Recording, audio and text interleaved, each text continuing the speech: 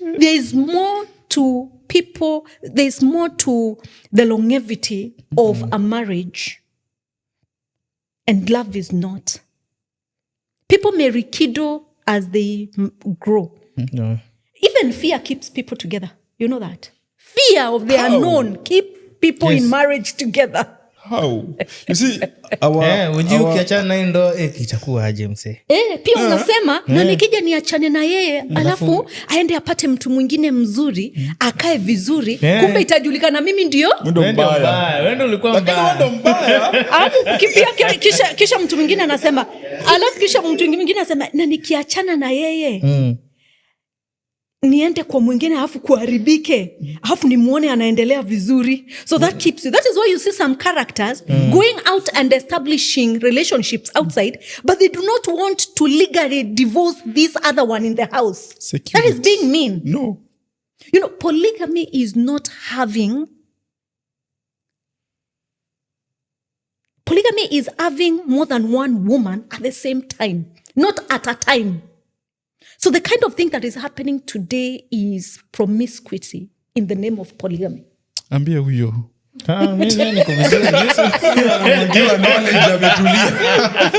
What's up, Wave Riders? Welcome to the Clique podcast. How you guys doing? Let me tell you one thing. When you husband anakuwa parent.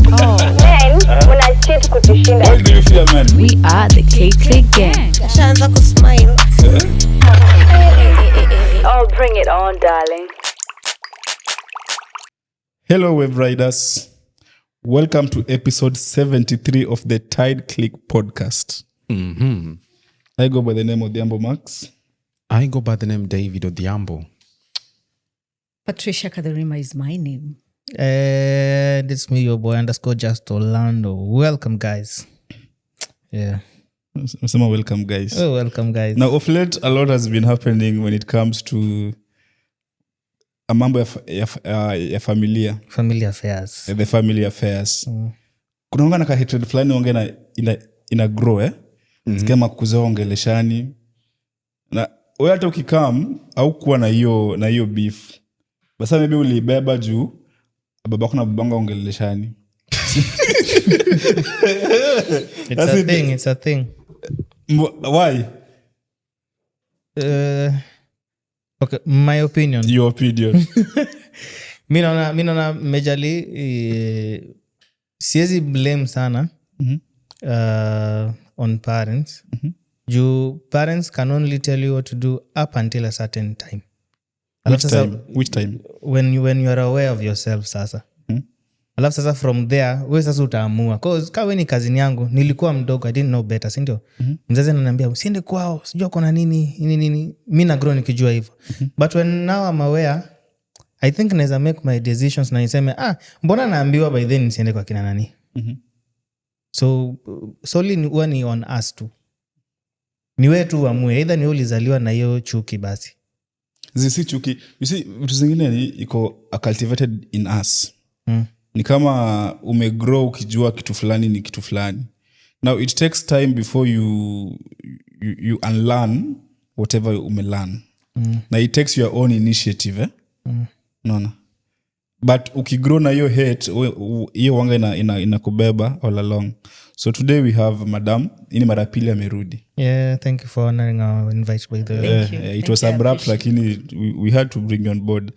Juu mambo ni mengi. Yes. So maybe you give us your perspective when it comes to hii mambo ya familia.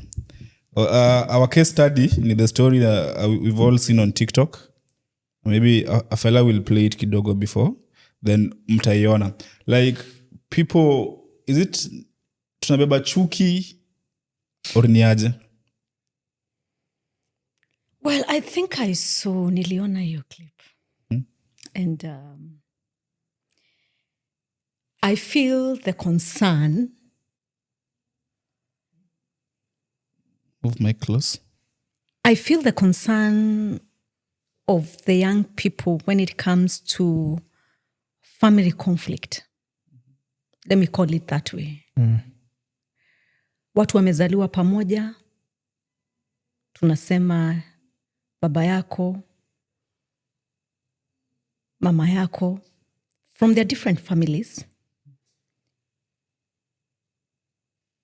Then at some point, your mother got married to your father, or your father married your mother. Then you were born into that family. Now, when your mother got married, there could have been conflict that grew because of in-law issues. You're not privy to it. You're not a partaker of it, but unfortunately, somehow you partake of it as you grow up. Don't be so quick to dismiss the reason why. My take. Your parents are telling you, I don't want you to go there. I don't want you to go there. Keep these boundaries. Probably what I would ask parents is, as children grow up, give them practical illustration. Children are in a better position when they are answered the why. You may come to realize it a little bit too late that there was the reason why you are being kept away by your parents, there was a good reason. Let me put it this way. The fact that your brothers or sisters does not automatically guarantee a healthy relationship. The fact that you are born of the same mother, same father, does not automatically guarantee a healthy relationship. Don't assume because he is your brother, then you will roll well all the time. You must take it upon yourself as you grow up to nurture the relationship. And what does it take? Reciprocity. Let me give you a practical illustration. A situation where you grow up, he grows up, and your brothers, born of the same mother, same father. You proceed to do very well through commitment and consistency in life, and he chooses for some reason kuwa msanii. Na ni msanii. Anaamua tu kuwa msanii. Yani usanii kumaanisha ako hapa kule, there is nothing really tangible, there is no story to write about him home. It's not known what he does, where he does it. He's just hanging in there. You get the point? Ako forex lakini. Ako forex. Kitu kama hiyo. Then he gets a family, you get a family. Because he's your brother, you take it upon yourself when there's an issue, you help him. But him, he never takes any initiative to be part of the family in anything. He's hands-off, but he expects when he comes, he's embraced. Then with time, you realize you are an enabler of his bad behavior, and you keep off. Okay? Wherever he goes to work, he doesn't keep his job. Why? He is careless. He doesn't take his work seriously. So his children are out of school. Once in a while, you've chipped in to help him pay for his children in school.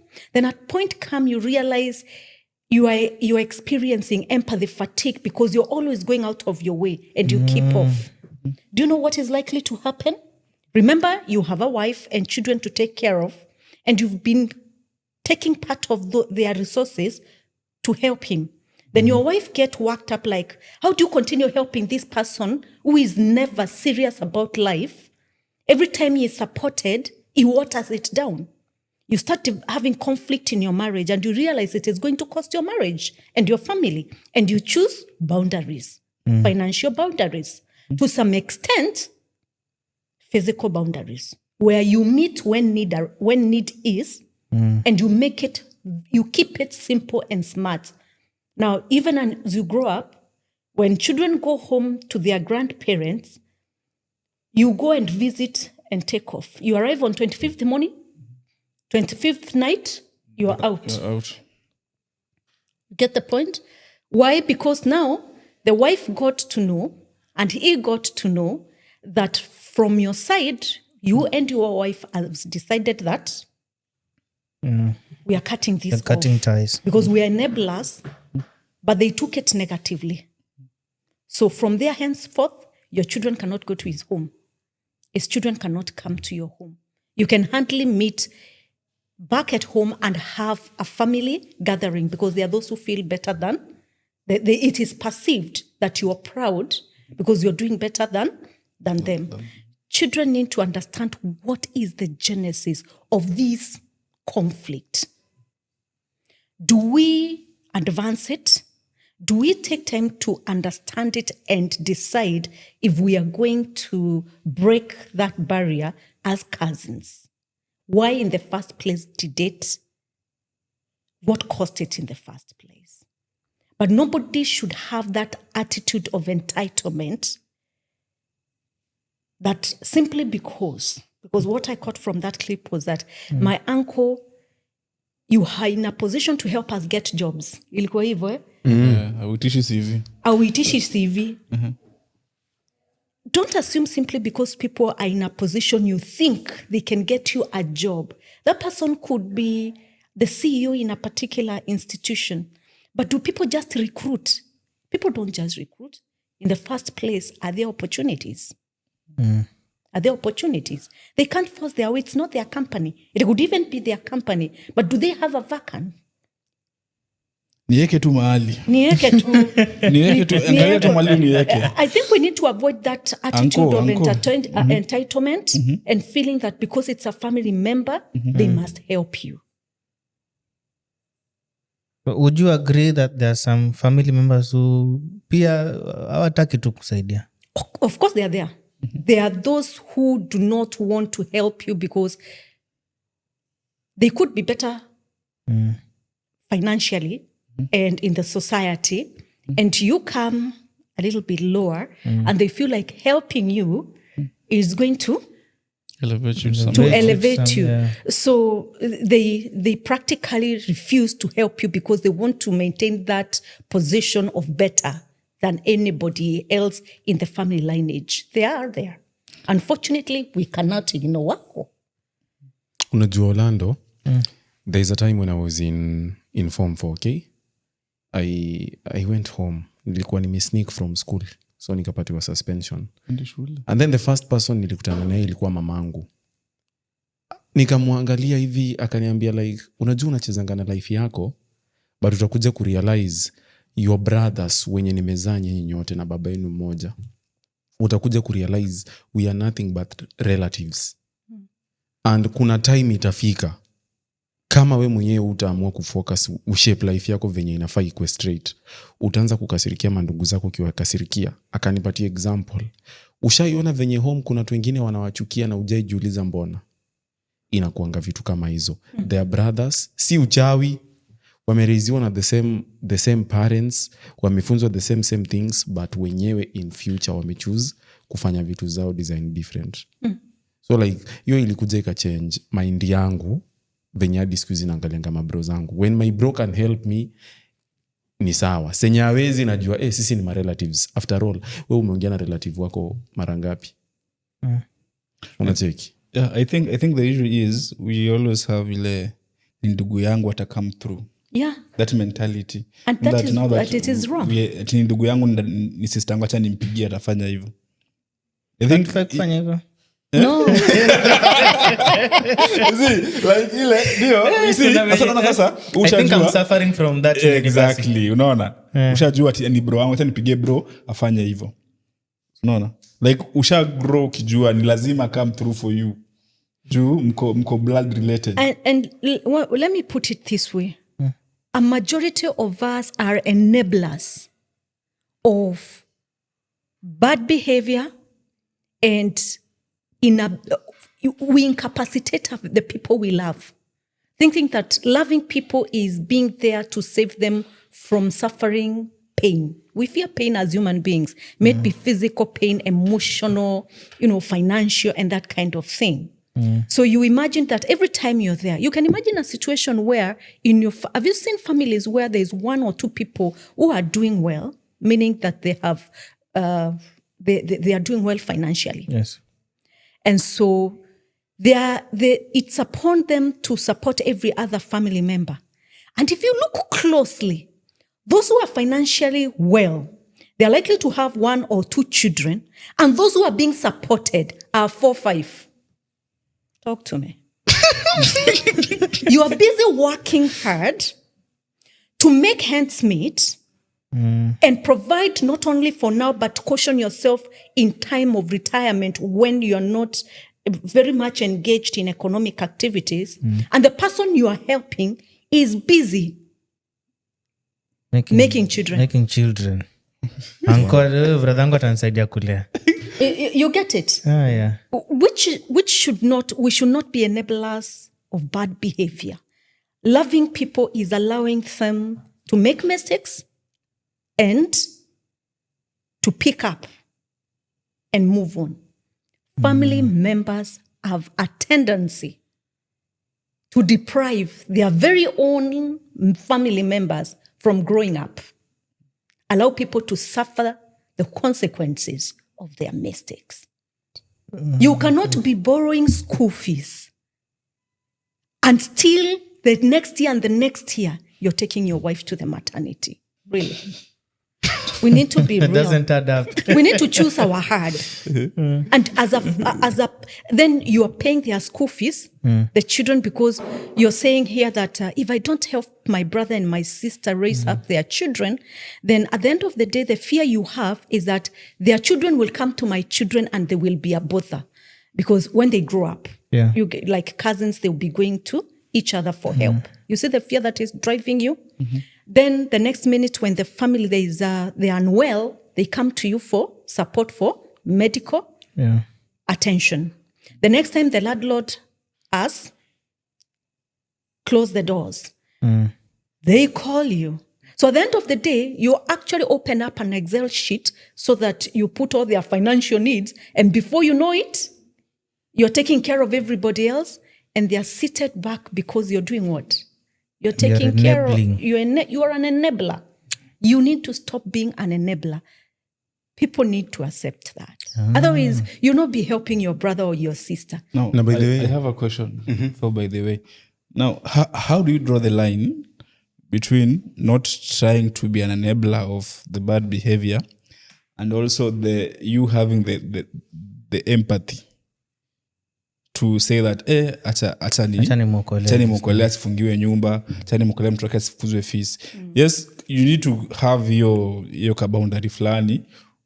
Usifeel guilty pia, na pia akijam pia shida yake. You see, kuna hiyo thin and thick line hapo katikati. Yeah, there's a thin line. Boundaries, even for people, the person establishing boundaries, it's not easy. But the right thing to do is never easy. All right? Empathy without accountability is a lie. If you're going to be empathetic to a loved one, seek accountability from them. I'm stepping in to help you pay school fees. I'm stepping in to help you attend to a medical bill. I'm stepping in to help you pay your rent. What is your financial position? What are you doing with yourself every day you wake up in the morning? Can somebody at least demonstrate their effort? Then you can tell that they are putting up some effort. When you step in to help somebody who demonstrates effort, is not the same as stepping in to help somebody who is at zero level of effort. Yes. If somebody can show you, I'm going to work, and this is what I get, and the opportunities I pursue have reduced. So what I used to make, why I'm having my landlord on my neck, why I'm having the children back at home, is because probably the opportunities are less. You know, there are people who there's a difference between a job and opportunities. You understand that? There are people who are not in permanent jobs. After one, they get a certain opportunity, they undertake it, then they look for another one, and like that. So maybe there's a decline of those opportunities. There are people who do, for example, business with the government. And we all know the pending bills issues. And you can see somebody can tell you I've supplied or I've provided these services and have not yet been paid. Is that a lazy person? No. That's not a lazy person. They are waiting payment. So you know very well that it's not their habit that they seek help from you all the time. You see, now that person is giving you an account Yes. of why they are where they are and what they are looking forward to. These are two different people. But not someone who cannot tell you, last week I did this, the week before I did this week, this is what I'm doing. It's different. But can we say like black tax inaweza kuwa like inachangia sana pia ya this type of entitlement? Because let's say I'm not that well off, okay? But time yenye maybe mdogo wangu amekuwa shule, nimekuwa najaribu kumsupport, let's say na vitu ndogo, shopping, nini, maybe hata fisa zingine na hustle, because I don't have a family, naambia madhe usijali, wacha nikusaidie kuchip in, I talk to my younger bro, namwambia unajua pia mimi napambana manze, uende fiti. So coincidentally ama by good luck, huyu mwenye ako chini yangu anakuja na kuwa successful. Hiyo inaweza kuwa pia like one of the reasons as to why inafanyanga mtu anakuwa entitled, because now if my things will not start going well na huyu ako fiti, nitaanza tu kuangalia inafaa kumbuke nilifanya hivi. Yeah, it happens. When the minute you step in to help anybody, I always say, if you want to win war, anticipate. No war is won without anticipation. What does that mean? When you start helping anybody, they could be truly needy. Look at it in two ways. Help, not because you're looking forward to them helping you, but should they come on a rainy day for you, you'll be grateful that they did. But if they don't come, and you may even call upon them and they fail to come, don't feel like, and the way I came through for you, avoid that statement by anticipating that human beings, we are human beings. Someone may come through for you or not. Back to your question. If it is your young brother, and many people have done that. We even have testimonies of people who have helped family members. Like you've even delayed to get married. You've kept a girl pending somewhere. You're buying time with all kind of sweet words. Unampamba tu. It even translates now to love bombing because you want her to hold and wait for you because you're helping your brother Finish school. and your sister's daughter to finish school. Before you know it, you are in an advanced stage of age. You've not yet settled, not because you didn't have money, but you felt like, let me help these ones up to a certain age before I can settle in my family. Then when those children grow up, you've taken them through college, they are lucky enough to have the jobs. Then one day you're stuck as their auntie, as their uncle, and your younger brother. When you call upon them, they will actually open up a WhatsApp group and say, kwani si tulikuwa tumemlazimisha atoe pesa yake? Si alikuwa anaonyeshana ako na pesa. Ni nini uncle? Ni nini bro?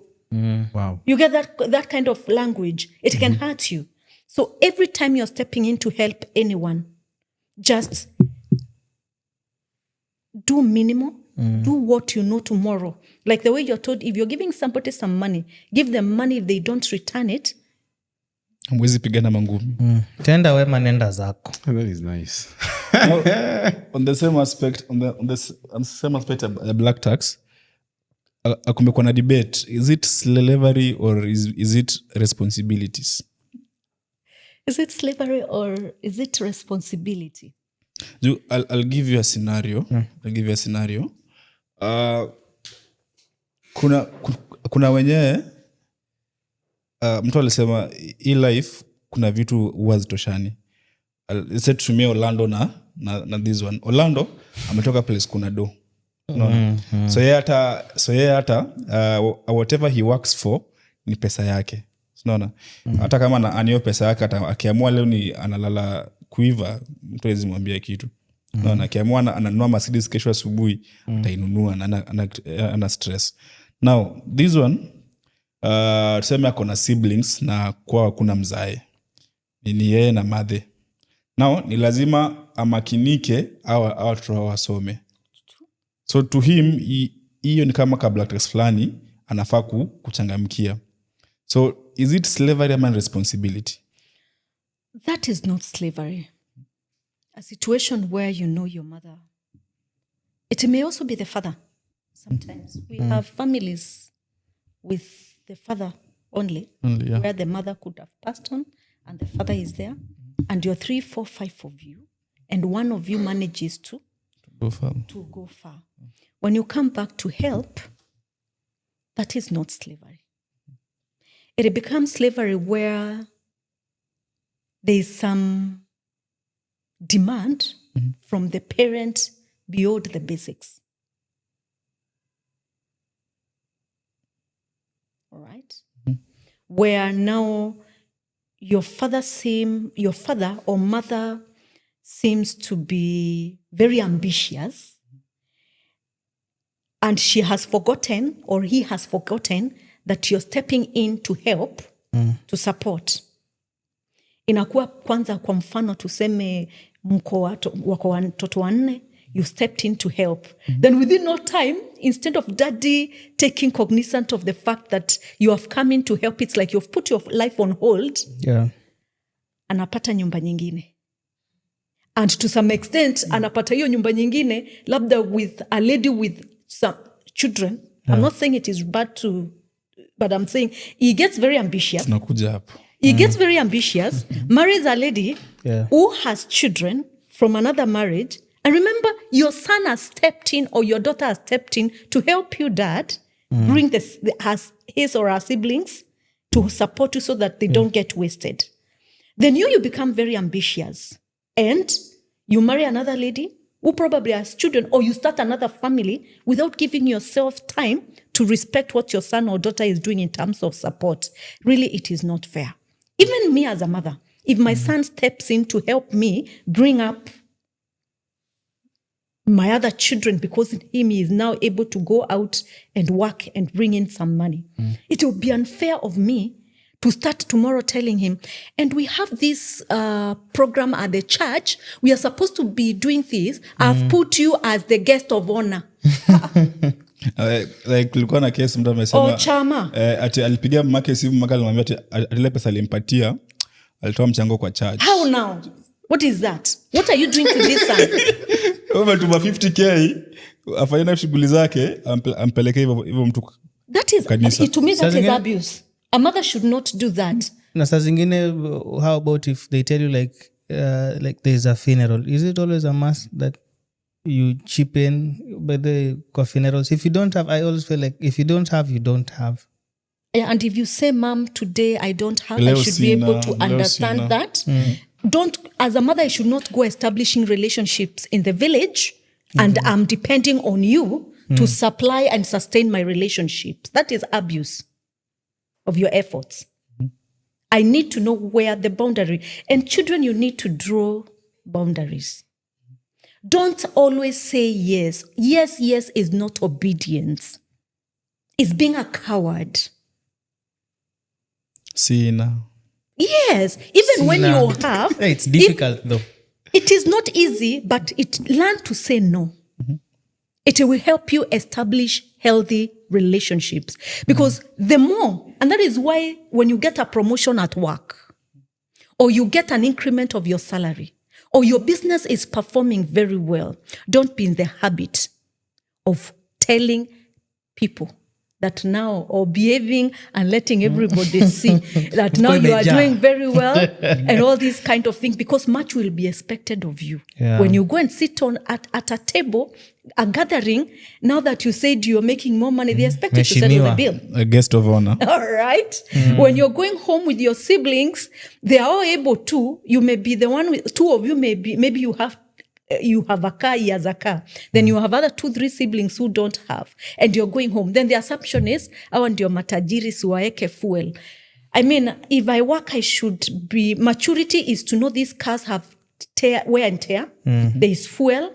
At least let me even tell you, my brother, my sister, take this 5,000, top it up for fuel as we tufike nyumbani na turudi. Yeah. It's comforting to know somebody cares. Learn to say no. It's for your good. Remain private. It's a boundary, not even to your mother, father, and siblings that they read you like an open book. Yeah. You attract unnecessary silent envy and attitude of entitlement to your resources. Yeah. Kuficha weight ni muhimu. Kuficha weight ni muhimu. Yaro ukikuwa na do isipige kelele. By the way, as long as umesema niko na do, utasikia by the way kitu yangu imeisha, hii hakuna, hii hakuna. Yeah. Na mashida ziisha. Na by the way anko ulisema, yani zinakuja mo. But kama ukisema tu ule anko ananga pesa, hawezi pigiwa simu. Yeah. Hawezi pigiwa simu. Yeah, we're not saying you act poor or you speak those words to yourself. We're just saying have boundaries.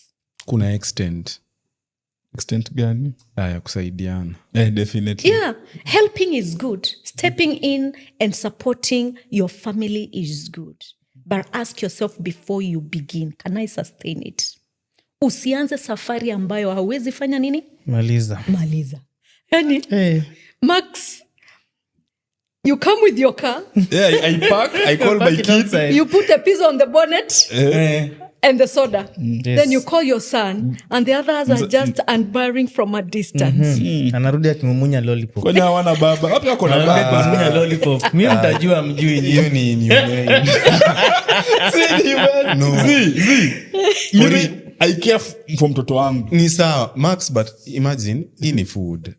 Kuna vitu Kwani hawana tuseme baba? ni sawa, but tuseme okay, for me tuseme kama tuko kwa scenario kama hiyo, and then like tumefanya hivyo venye tumefanya, nikuje kuona mtoi wangu, come on, food siwezi Sasa nimemuita kando, sijamweka kwa nini? Ni sawa, but definitely yeah, it's very hard kupata mtoi mwenye ako na siblings wenye wako almost the same age kama kwa compound. It's very hard kuwapata wako places different.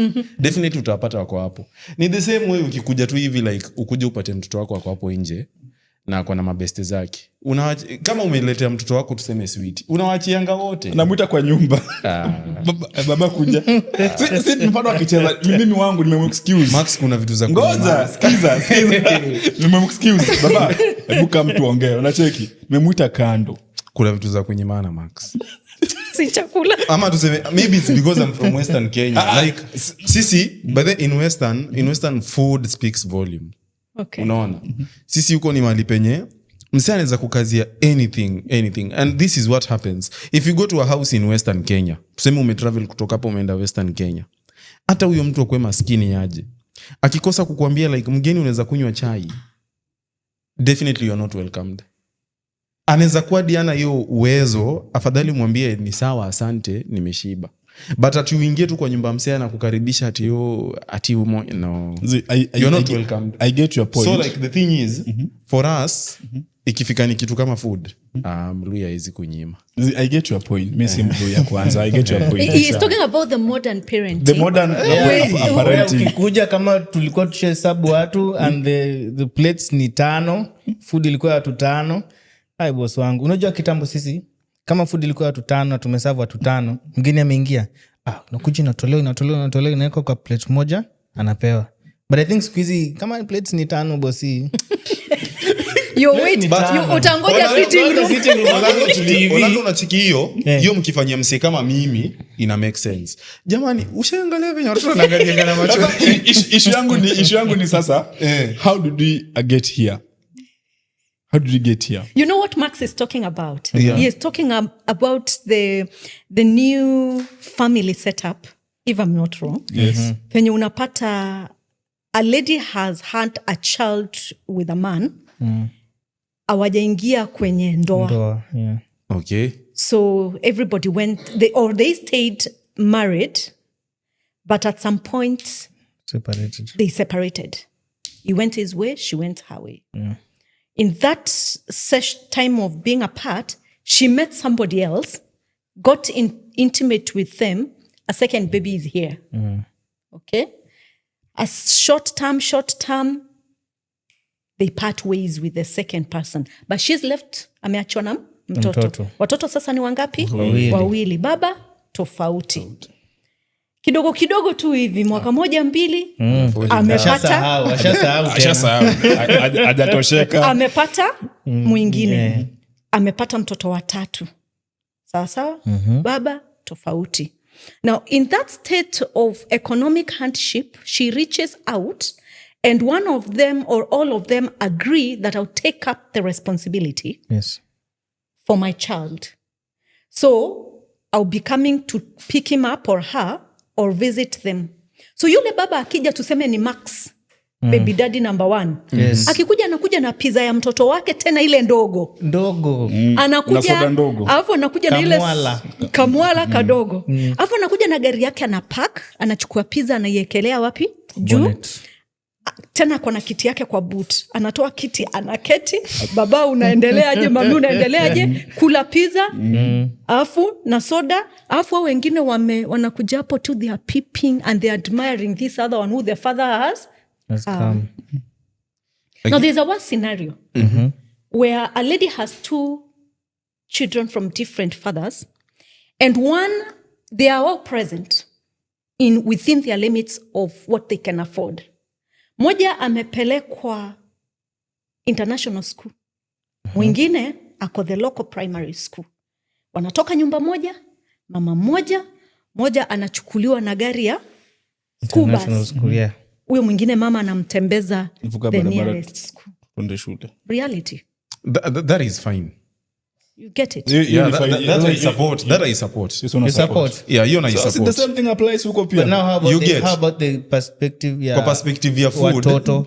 Kwa perspective ya food make sense, okay? Umesema huyu baba akuje na chakula ajue yule mama ako na watoto 3 akuje na pizza ya watoto 3. Sijasema ajue kwa watoto 3. The thing is nitakuja hapa hivi. Nitampata kwa na mabeste.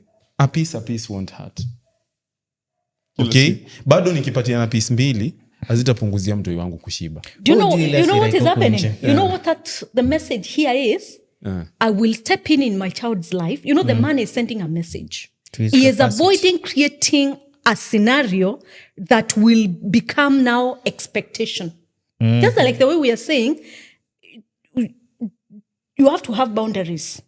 Ndio kesho kama anakuja kuchukua mtoto aende na yeye asiambiwe uwezi chukua moja, itabidi uchukue wote.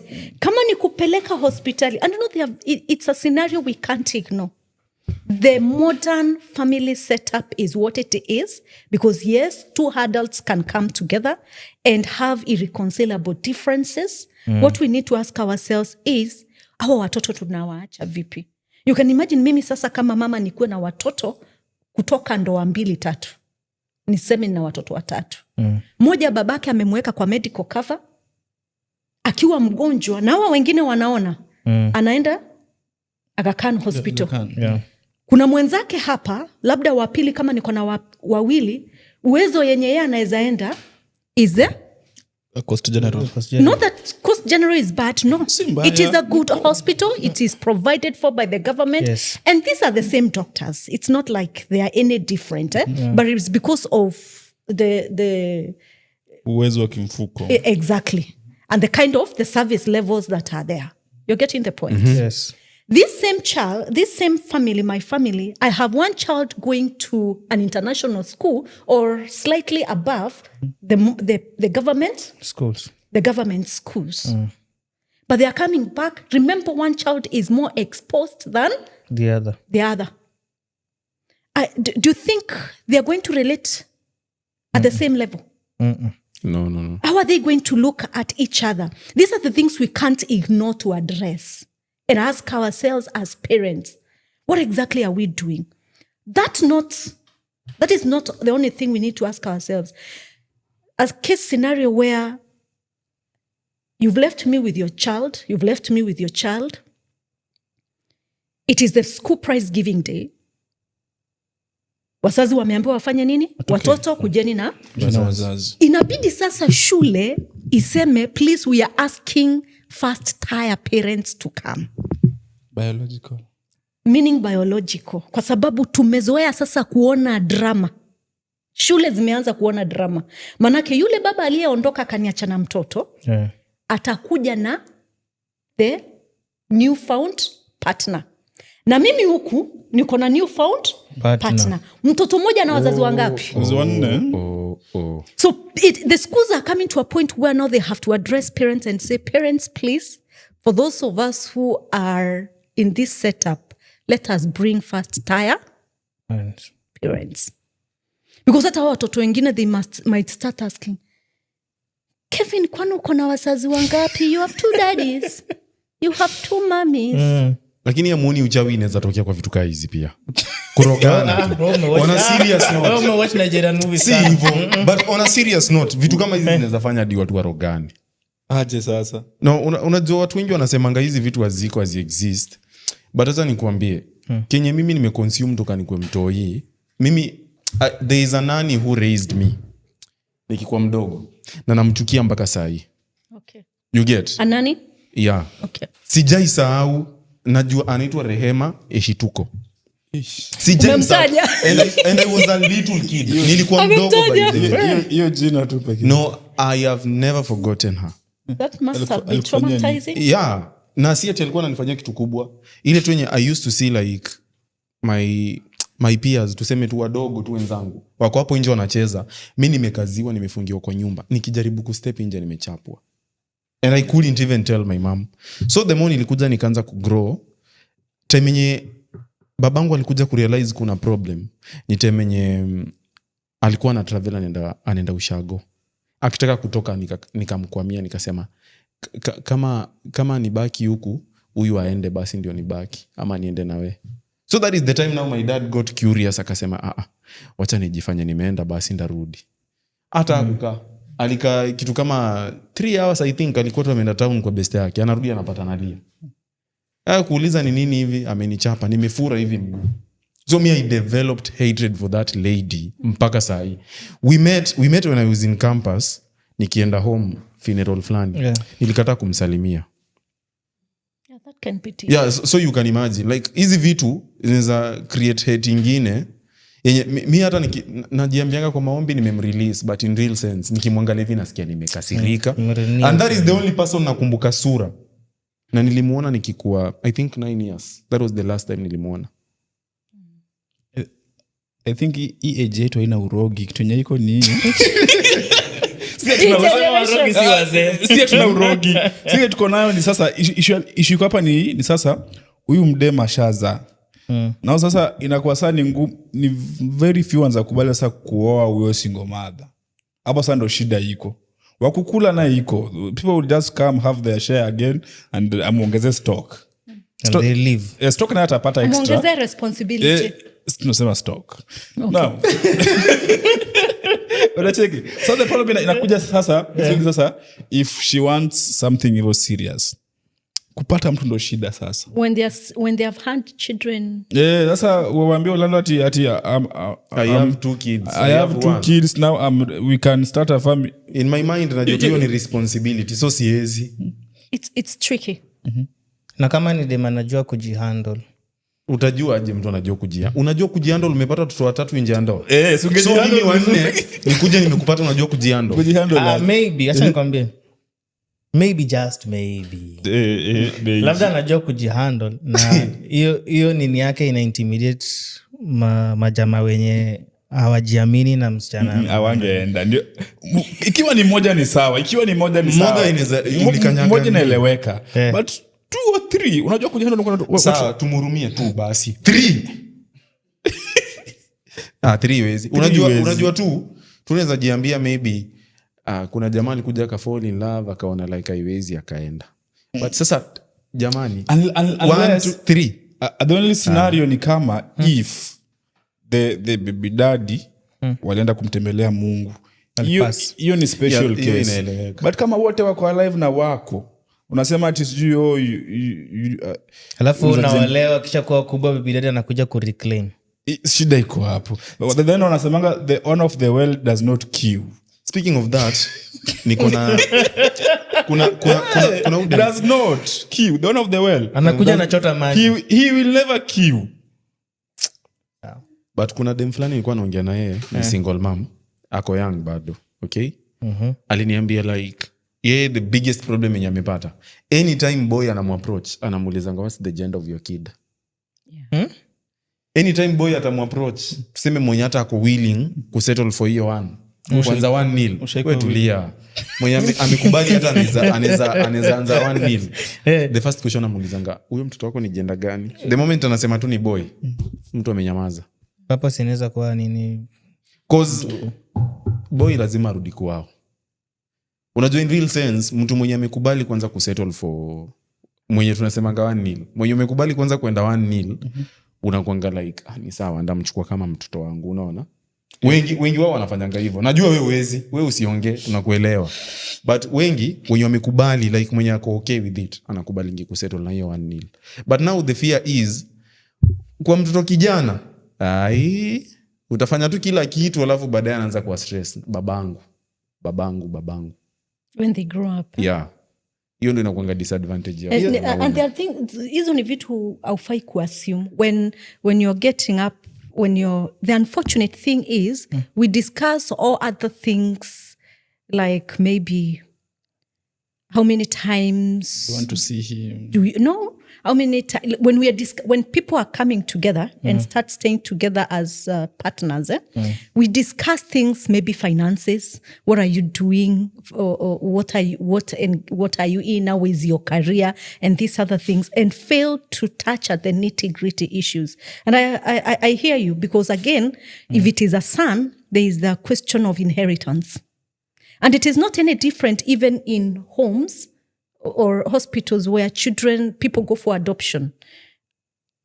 Word has it that people would adopt girls faster than the boys. Well, Yeah. Wow. When it is the case of adoption, you find people are more into... my assumption is that maybe when the girls grow up, they will not be demanding they will get married and move on in their lives. Than the boys, they still have to identify with the home where they come from. But again, your citing is very relevant. When you come and you meet a lady has a son, we can't dismiss the fear. Because that's why we said, no war is won without anticipation. Hakuna vita utashinda kama hujafanya nini? You didn't anticipate what could happen in the future. It will be foolish for you to step in without asking yourself, how do I establish a relationship with a young man? And then when he has discovered himself, maana anaweza kuwa mtoto mdogo, ako under control ya mzazi. Lakini anapoendelea kuwa mtu mzima, afike miaka 9, 10, aingie teen, they start being very inquisitive. How do we ignore such? It will be foolish to ignore the future possibility. So it is good to interrogate and let this person tell you if you're really going to invest, not only emotionally, but financially. Don't be foolish as a man to step in without asking those things.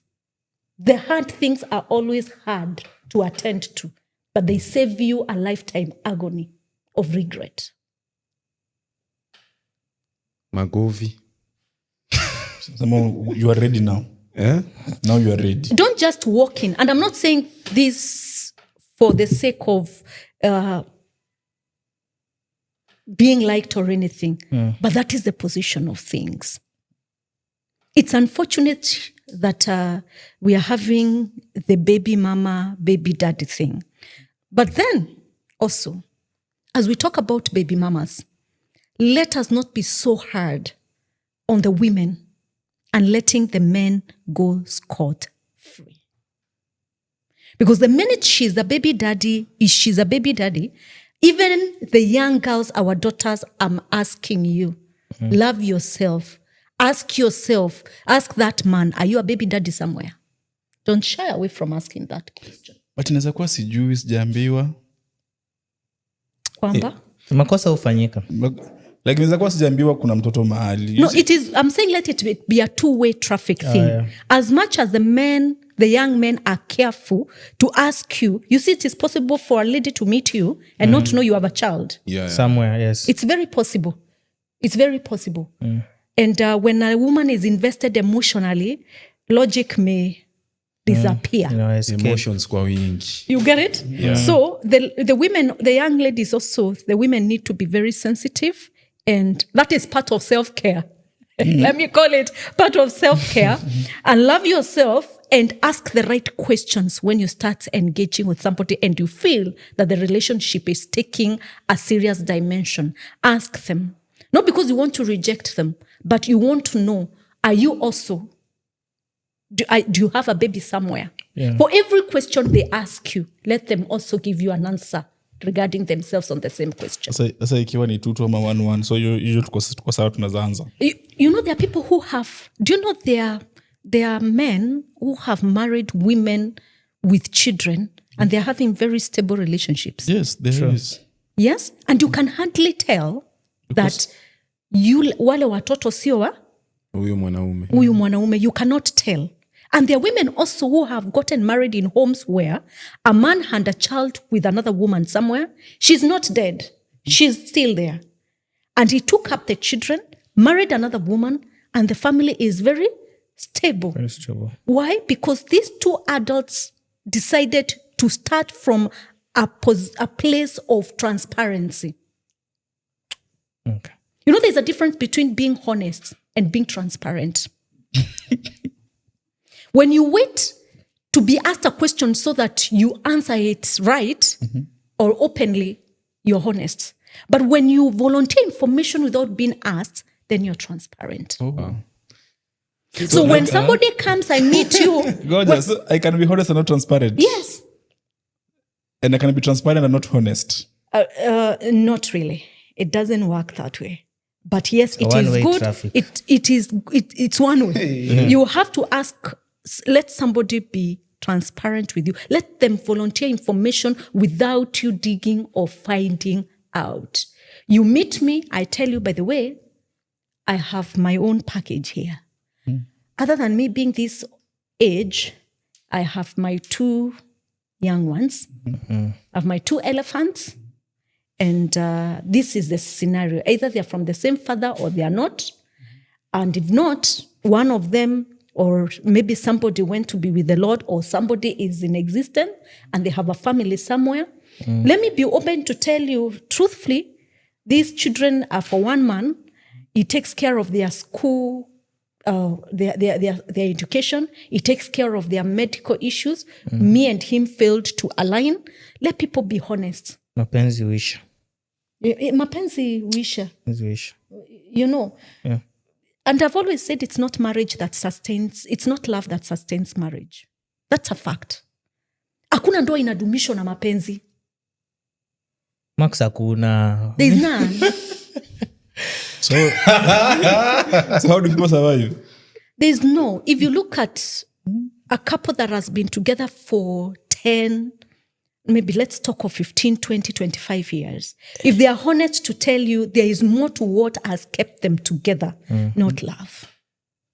You know, love is it's an emotion. It's an illusion. And you know, an emotion is something, today you can have strong feelings towards you, tomorrow Towards another one. towards another one. Yes, every month. You get it? And then, Every month. but what keeps you coming back to this one is because of you take time to reason why you should not be going there, but coming back to this one. Yes. If ask adults who have been in relationship for 20, 25, 30 years, they will tell you, kulala na kuamka kando ya isura ile ile, sio rahisi. It's not easy.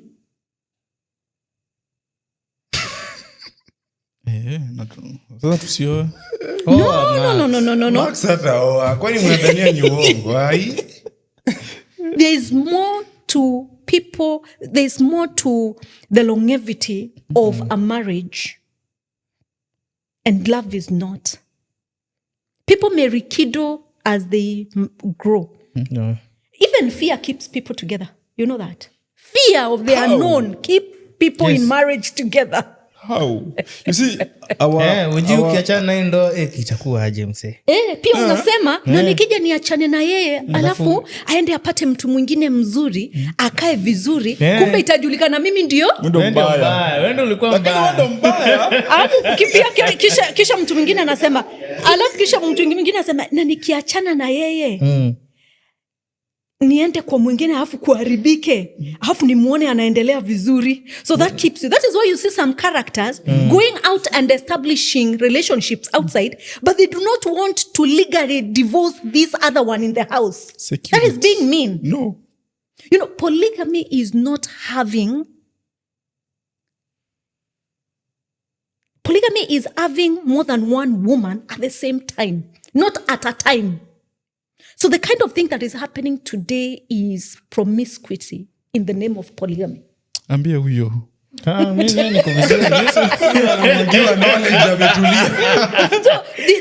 The family setup today is sensitive. The future of family is at stake. And we need to be worried how the future generation, how it is going to be like. It's unfair. And I'll say it again, it is unfair. When you get a woman, you have a child with her, then you part ways, go get a man, a lady somewhere, she gets a man, so that means you are emotionally taken care of. What about the child? You neglect the child's emotions. Emotionally, that child is neglected because they would have blossomed better when they saw their parents together. There's something about parents, there's something about the family unit. Yeah. Unfortunately, the church is not helping. I said it. Unfortunately, the church is not helping. So is it true by to some extent that let's say Max wants to marry? Continue. Yeah. Is it true that if you can find a girl who was brought up in a family setup, it would be more secure than if you go for someone who maybe early experienced divorced parents or single parent upbringing? Not 100%. Of course, there is something to... You can't pass a better title than you have. Can I say that? Mm-hmm. What am I trying to drive at? Family background is very important. Don't just rush to get married, just to anybody. Take your time. This is somebody you intend to spend the rest of your life with. Take time to even understand the medical history. Try to understand the social setup, the appreciation of the family unit.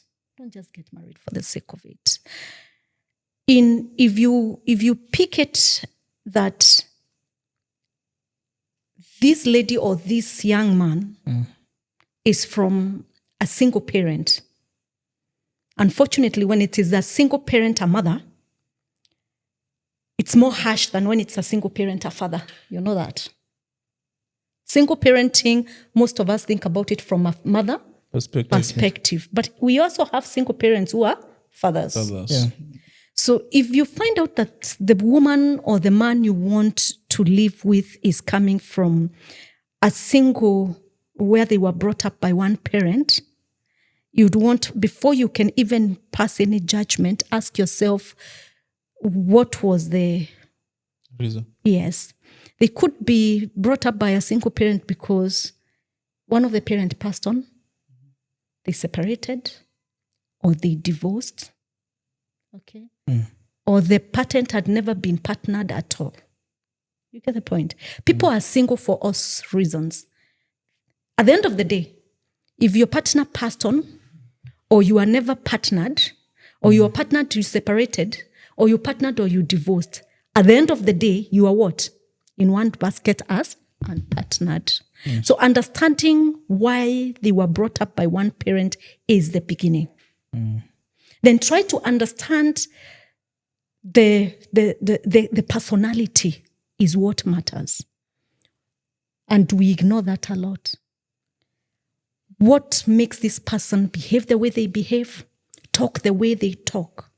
Are you telling me we don't have children from single parenting setup who are human and disciplined. We do. We have. And there are those who have been brought up by their two parents the entire of their lives. Magaidi. And hell, no. You're like, what are you talking about? Hata ana roho ya utu. ni mtoto wa pasta. Mtoto wa By the way, kwanza- kwanza wapata- So pasta. to answer him, you could let go a very lovely soul, a very lovely human being, because you judged them from what angle? Who brought them up. You may be missing out on the blessing of your life. Don't be quick to judge. Seek to understand in depth. Why were they there? And after all, tomorrow it could also be from you.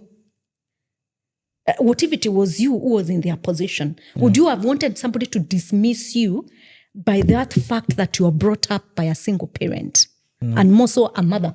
Would you have wanted somebody to judge you from that perspective? Let us take time. And as a society, we need to stop demonizing this aspect of somebody is a single parent. Nobody should be judged by that title. That people are single for all reasons. Today you are a man who is pursuing that. What if tomorrow your sister who is married divorces? And now she's a single mother. She's a single parent, a mother. What happens? Would you want her to face Now the we make same? it- now we make exceptions. Anaingia tu kwa hiyo chama sasa. Where do you draw the line? Tomorrow it is, and when you grow up, tomorrow will be your daughter. It's unfortunate to hear a case where a young man took a girl to their home, a girl to introduce to the parents, because this is the girl I feel that I'm in love with. And when the family of the guy tried to make inquiries, they found out that the girl is brought up by the mother. And do you know what the mother to the young man said? Mtoto wangu haezi oa kwa boma ambayo haina baba. Huyo msichana, hujamjua background, you've rejected her. Because she's coming from a... Single parent. And it's not even the father to the young man, it is the mother who said that. And do you know what the young man told the mother? Mami, mbona unasema hivyo? Sijuzi tulienda kwa harusi ya auntie fulani who is sister to the mother, na msichana wake alikuwa anaolewa, na wangekataa huyo familia wamuoe na yeye pia. Baba. Huyu jamani tu nani? Jenny Wanjigi. Kuna video fulani niliona amemake, alikuwa kwa I think a setup like this one, akikuwa na kina King Kalala. Akasema it is unfortunate that 70% ya watu wenye wamereiziwa na single mothers, ukiangalia vizuri, wengi wao ndo wanakuanga like in these prisons na wanaparticipate kwa vitu mbaya sana Kenya. Akakuwa anasema like kuna case study yenye wamefanya na iko revealed. And juzi tukikuwa by the kwa talks tu fulani, wewe unajua mimi napenda TikTok. Tukipiga tu stories zetu za TikTok pale live, you know, we engage, tunaongea vitu different. After chudai. Kuna dem alisema a lot of these ladies who do soft porn au wenye wanakuanga camera girls, si mnaelewa? Wanasema most of them pia wamereiziwa na single parent. So like as much as tunaongelea hizi vitu, inafaa tujue pia by the ina affect watu in a very big way. Oh yes. Every day I say, fathers be present. Fathers be present. Fathers are very important people in a family. Kina baba wawepo sio kwenye ndoa tu, lakini pia kwenye familia. Be present. And in a case where, in a situation where the father is not present, because you may start a family and then along the way, the father goes to be with the Lord. There are other fathers present. The uncles from the father's side, the uncles from the mother's side, step in. Kindly step in. Your voice matters. Your presence matters. It may not even be financially, because that is what most people fear. But even to say a word, to speak a word that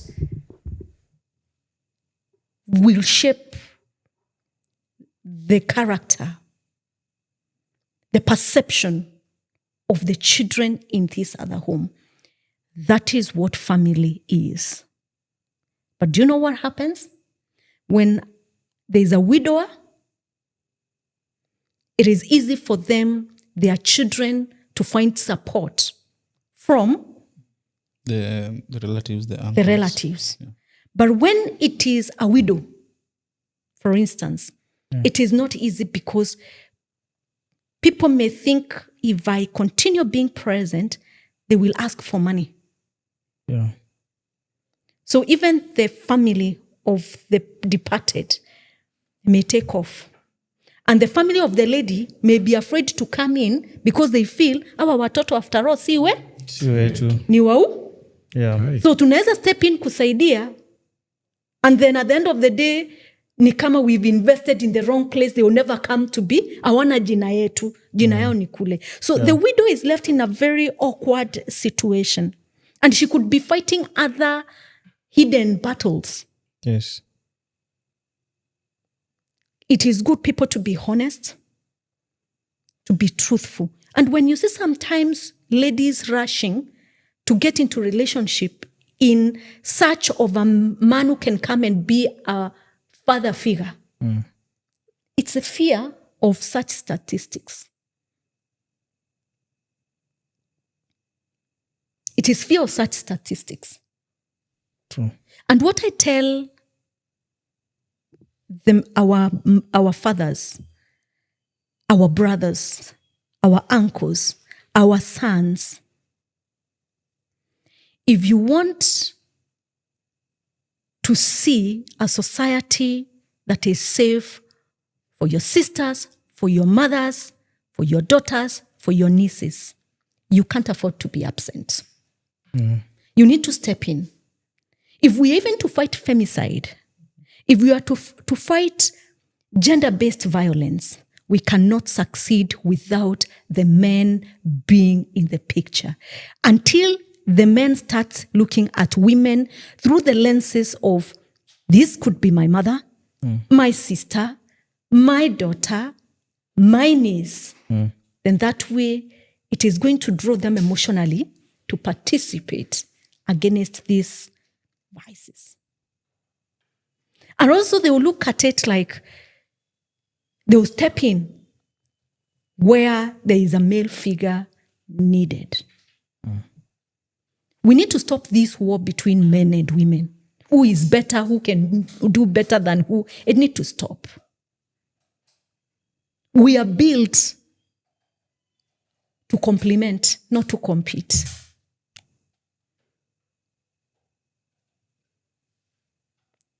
No, the world's imetoka in a place where now we have to compete. Maybe for positions, for opportunities. Hata saizi if we go to an interview of vijana watatu na msichana mmoja ameiva proper. Unasema hiyo imeenda. Hiyo interview hata unarudi tu home. hakuna haja kuingia. Unarudi tu home. Twitter mtu ana interview. Akona mtu ako hapo mbele ni msichana fulani mrembo, amejiweka kujiweka. Nasema tu hakuna haja. But unaweza enda tu. You don't know. You never know. Siku hizi wewe assume. Jaribu tu. Understand kenye nasema. It is good to give it a shot, because at the end of the day you say you went. I showed up. Now,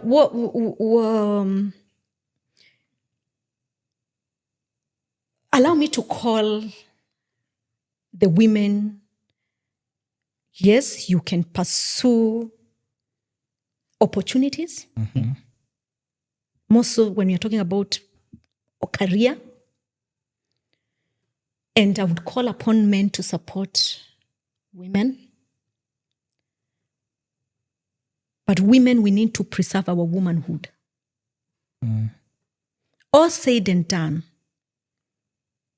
an element of self-preservation as a woman is key. It's attractive.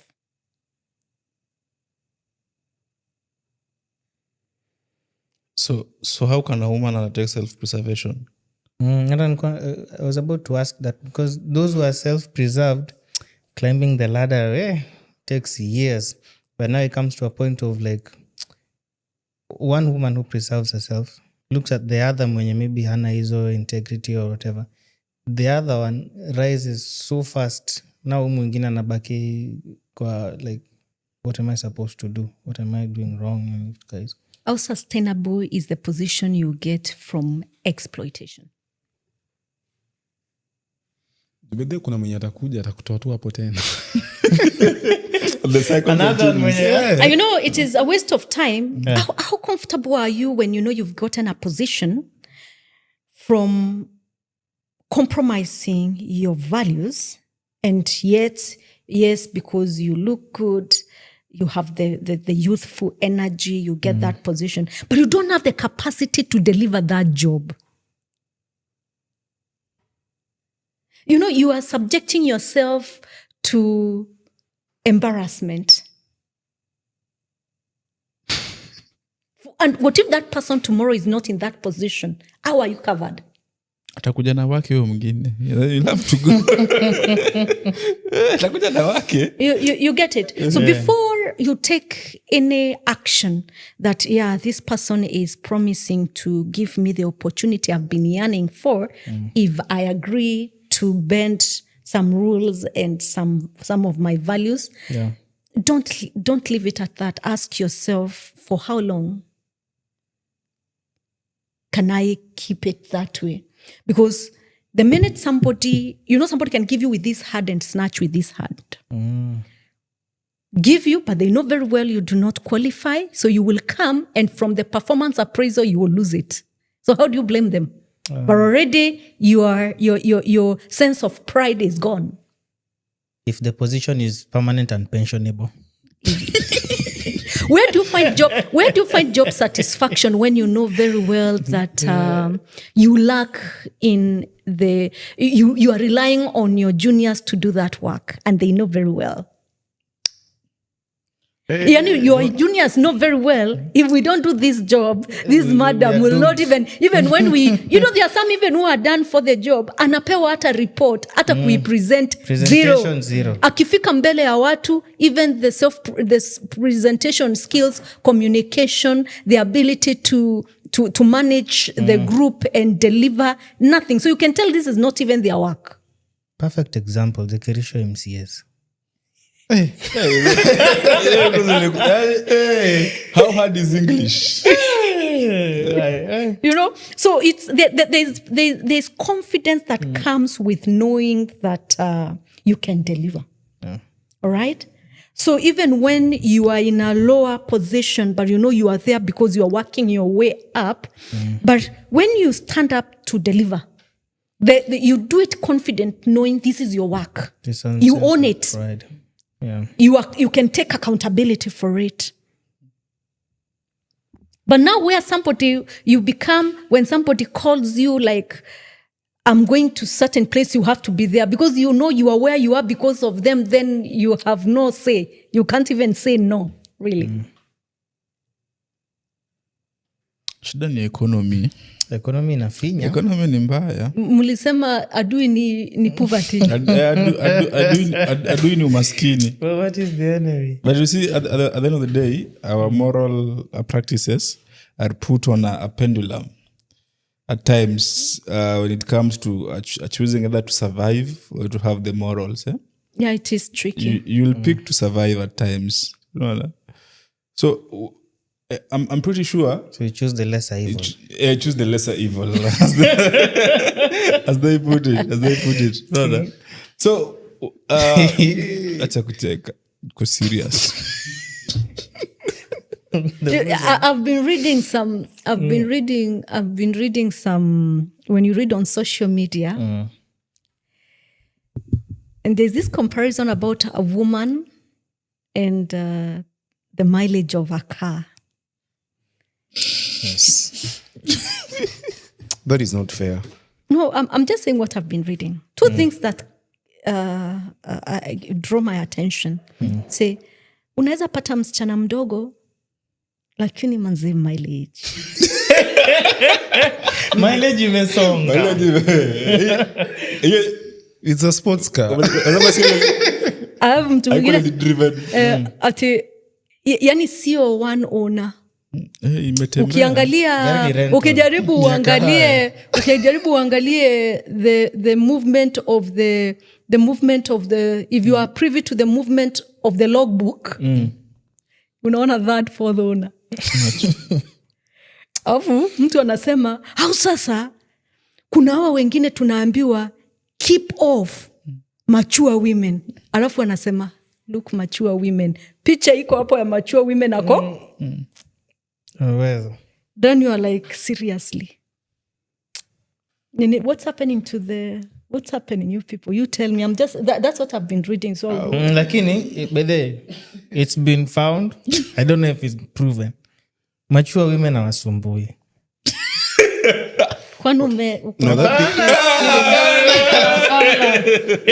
That thing is scary, by the way. Mature women hawasumbui. That thing is scary. Unajua watu waiongelei sana, but hiyo kitu inatisha, by the way. Point yenye imefika. Like you can't tell me kijana mwenye ako campus anaanza kukwambia like I can't date a lady my age. Nataka tu mwenye ananishinda age. Unamza is it because of money? Hapana.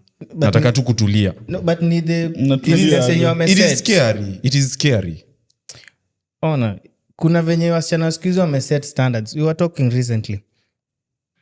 Dem umekaa naye kwa matatu, lakini anafila mko level moja bana na mko kwa matatu. Anafila mko level moja. She deserves better. So maybe gari yake ime break down. Hakuna. You can say that again.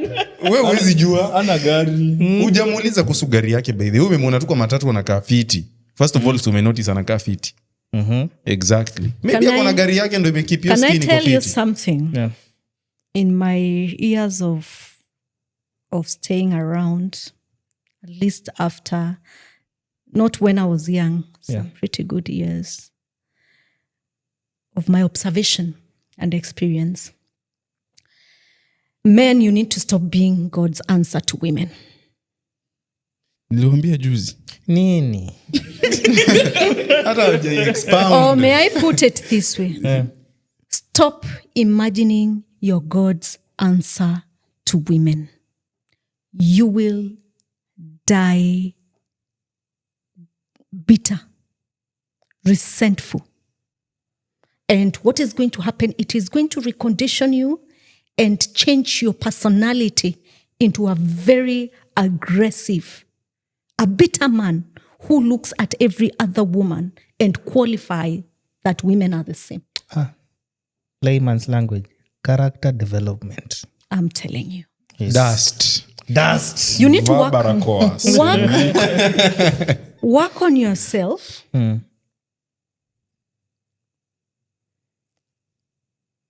Today you are 27, 28. Ask yourself 20 years from today. A 28-year-old is how many years from today? 48. 48. There's a secret men don't know. I don't know who is going to tell men that. Tell us. But, women are not daft. Women are not daft. When a woman realizes that you're not changing, you're not about to change, they go into a silent mode. A silent mode now, they get into a time and season of rediscovering themselves. And a woman can tell herself, mbaya. You have decided to be who you are. You're still able to provide for these children. I'll buy time. I'll be patient. And I'll behave very peaceful. And she can stage a performance. Women can act and they can stage a performance. And you think she's foolish, ameshindwa la kufanya, hana kwa kwenda, kwa sababu kweli hataweza financially, she's not able to jump from a high-flying flight without a life parachute. and she chooses to stay. You educate those children, they go all the way to college, university, they get their jobs. At that point, you're already at 50, 55. Reality check. They have been working on themselves, self-development. Now, when children are gone, there is nothing to worry them. They get very busy. And now is when you are retiring. And that is one thing that needs to be introduced in institutions. Men need to know retirement is not only from a financial preparedness, the psychological preparedness of retirement, where your fathers are retiring to empty homes. And they start having conditions of old age, and there's nobody to take care of them. Then you start saying, nilisomeshea huyu mwanamke watoto, sasa ameniachanisha. But you don't want to ask yourself why you are where you are. Then we start seeing you kwa social media ukisonga sima peke yako, because mama ako Australia, ako Canada, ako US, anatembelea watoto. Stop being ATM machines. Let our fathers stop being ATM machines. Be present and always know your colleagues at work are not family.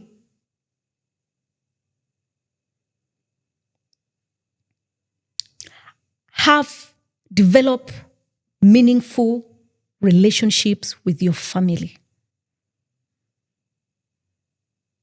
Stop being hands-off. The day you retire, how you transition from work to your home is very important. So where you are right now as young men, if you want to do yourself good, think about yourself at 65. Where will you be? How will you be? Remember, your physical energy will have Diminished, yeah. When you think about a girl amechapa, sijui matiti imeanguka kama slippers, hana shape, akona wrinkles, jiulize pia wewe ni wapi kwingine kutakuwa na wrinkles? Don't think about it from a woman's perspective only. Ask yourself at 65, which young girl will want you if really you're not having the real money that can keep her around you? Let us be real. Tafute pesa wadau. Si niliwaambia. You get what I'm talking about? Can I ask? Please do. There's this venyumeyeka, like we should maybe cushion ourselves towards that end. And there's also this say that you can gather all the money that you can, such that at the end you're so poor, all you have is money. Yes, because money is not the ultimate. Money will help you run things around and make you comfortable. But there's something money cannot buy. If I thought it can buy you a companion, but is it real? Because if that money, if money can get you a companion, but what if you're in a state of sickness and that money has to go to your medical and she can see that it is no longer available for the lavish lifestyle she wanted? How long is she going to be there? There is more to life at an older age than money. So as you work, when you feel like this woman is not giving me peace, let me go to this other woman. And when you don't give me peace, I will go to another one. How long can you sustain that? As long as you're in your youthful age where you feel uko na nguvu ya mwili na unaweza fanya chochote. Unaweza Ila perform. siku inafika. Where's perform? Day of reckoning. Yeah. So you need to think about it when you are youthful. Yeah. Look at your life as a curve. What does it mean at every stage of your life? So that it caution the way you speak, the way you address the people around you, your family, your partner. Don't mess yourself or set yourself up. Si tudedi tu. But what I will tell men, don't imagine you can be God's answer. That woman you feel she's your peace. Ask yourself why she's your peace. How come your peace can end up being your trouble at one day? And then you're thinking about going back to the very first one whom you left. have many pieces. Just assemble a pizza. Then assemble your pieces together and have more peace. You know, you need to think about yourself. Yeah, otherwise you can live to work for women. Unaweza ishi ukifanyia wanawake kazi mpaka mwisho wa mwaka ukiangalia hivi, you've not been able even to get yourself a pair of shoes, a new shirt, a new pair of pants.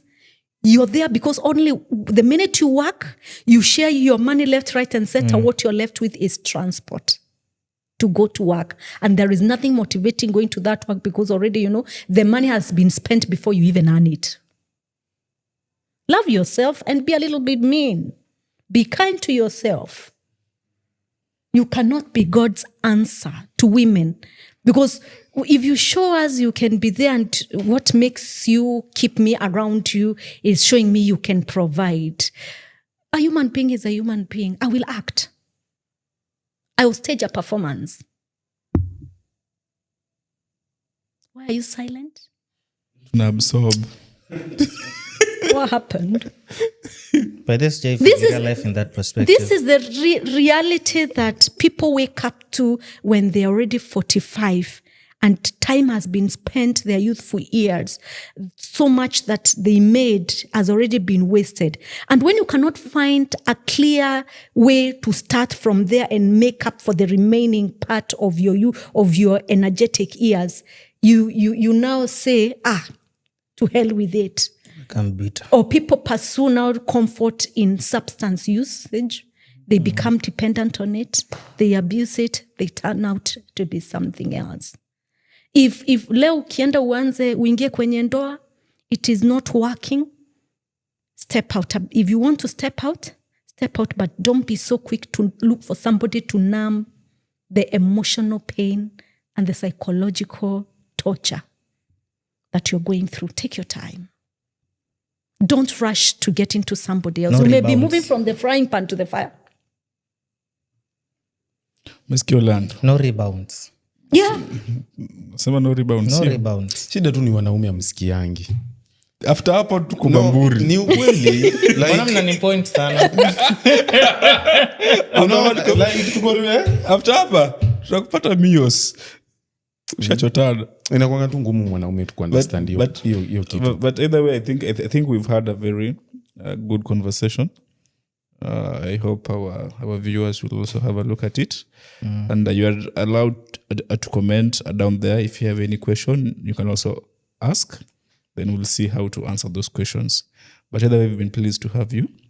Thank you for kurudi mara ya pili. I'm honored. Nitabidi amerudi tena mara ya 3. Itabidi. I feel like Hiyo bado iko pending. Kwanza there's a lot. ukikuja tuongelee issue mbili. Isha kulipia na school fees. Naishia kusomesha bibi. Isha kusomesha. Si ndio tunaongelelea. So as we part, I'm pretty sure you also have a channel. Maybe you can tell our viewers about a level up. And also to expect more as we resume also our production there. Yeah, we are resuming our production soon. You'll find me at Level Up with Patricia. Let's learn together. Let's engage. Let's have the conversations. The hard conversations, but they are the solutions. Fantastic. And also we have this space. If you're a content creator or you're a creative, you want to create content, we have this amazing space here in Nyali. The cameras, the lights, the space and everything. We'll have a squeeze bar on the video. You can contact us and tufanye kazi hapa. I've been your host, Odhiambo Maxwell. Odhiambo David. Patricia Kathurime. _just Orlando. Winston Omondi. Asante sana. Sure. What's up, Wave Riders? Welcome to the Clique podcast. How you guys doing? Let me tell you one thing. When husbands wanakuwa parents, men muna cheat kutushinda. Why do you fear men? We are the Clique gang. Shaanza kusmile. Oh, bring it on, darling.